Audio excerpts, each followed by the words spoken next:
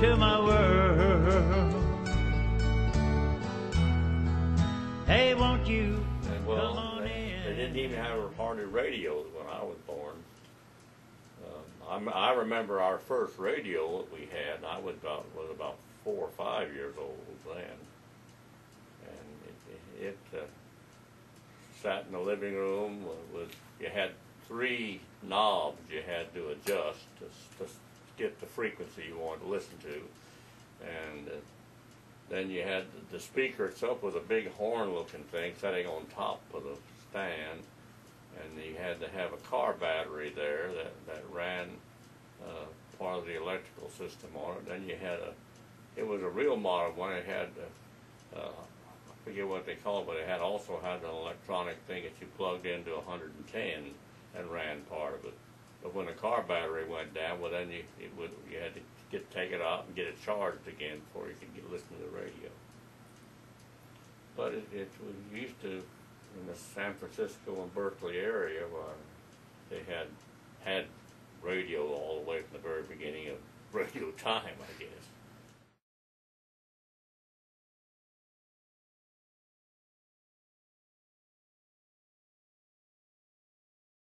I remember KFRC in San Francisco because they had a program on there by a man called Mac. That's all I know, Mac and his Haywire Orchestra.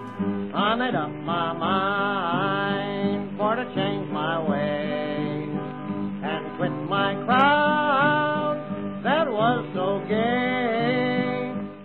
He played his guitar and made funny sayings and sang funny songs. And as a kid, a little kid, I liked that. That's about the only one I can really remember. And I accidentally, many years later, ran across the book in a museum, just a small paperback book. And I picked it up and was thumbing through it, and it just said Mac, and was one of the early entertainers on radio. And so then I bought the little booklet and still have it somewhere. But read up on him, on Mac, and he was one of the very early entertainers on radio. And the only other thing I can remember about radio, then when I was 9 years old, we moved from California to Kansas, so that was where my mother was from, and we had relatives there, and I can remember going up to visit an aunt and uncle that lived out in the country and farmers, and they had what was called a crystal set radio, and you had to wear head earphones to listen to it, but they had a big dish, a crock, and you could take the headphones and lay them down in the crock on the dining room table. And then everybody would sit right around the table like you're going to eat or something, but you had to be real quiet, not make any noise, and listen. And the sound would reflect off of that crock, and everybody sitting around the table could hear it.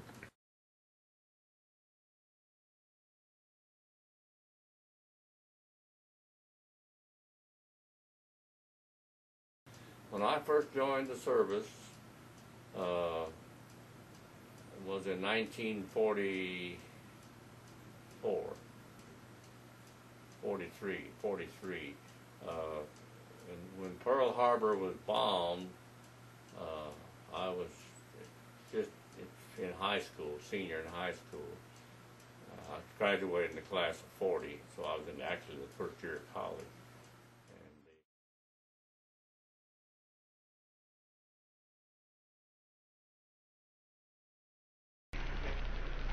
I couldn't believe it when we heard that on the news about the bombing of Pearl Harbor and all that.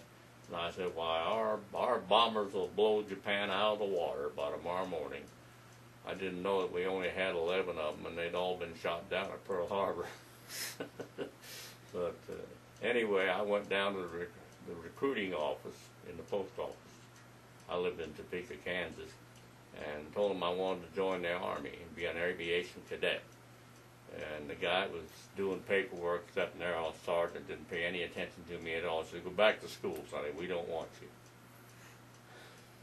So then I I got involved in things that were going, defense movement, things that were coming up, and part of that, I was crazy about flying by then, and they needed pilots real bad, and so the government had started up what they called a CPT, Civilian Pilot Training Program, that the government financed, and you could enroll in that, and if they accepted you, and they'd send you through a flying school and get you your training and pilot's licenses and all those things you needed, and the government would pay the bill.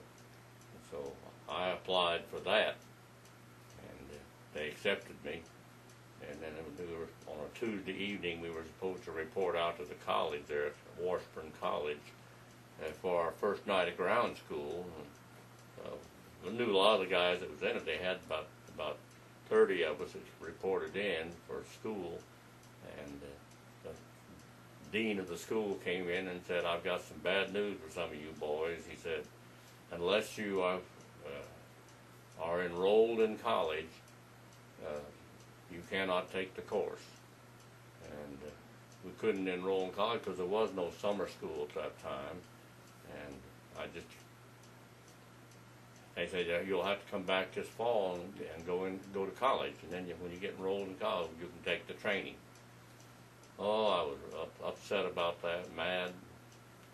But anyway, I fumed until fall when I went enrolled in college for my first year, and went up to see Dean Sellon. I said, "Dean Sellon, here I am. I want to take CPT." He said, I got some more bad news for you." And I said, "What's that?" He said, "You have to have 1 year of college before you can take the course." And I fumed about that. And I'd go back to his office about twice a week and say, "Have they changed the rules yet? Haven't they changed the rules yet? We need to get trained." And no. And so I fussed at him, and finally he said, he said, "You can take the course, but said, if you being you're enrolled in college, you can sit into the class and listen to the class and take the course, but you can't take the writtens and that part." And he said, "You'll have to take it over again when you get the 1 year of college over." And I said, "All right, I want to do something. I'll do that." So I did that. I started going out. I took the course in the spring, and then I was the only one that cared really anything about aviation and knew very much about it before I went in there. And so I was the smartest kid there, I guess. Anyway, when it came to the end of the semester, the final examination was the written course for your license to be a pilot. And the man that came he was a government inspector, came down to give that to everybody. And he told me, he said that being I had made such good grades in it, he said, "I'll make arrangements. You can go ahead and take your written now." And said, "If you passed it, then this summer when you take your flying, you won't have to go to ground school." And he said, "If you flunk it, it won't hurt because you'll take it over again this summer." And so I said, "I'll do that." Well, I made a good grade and passed it. So that got me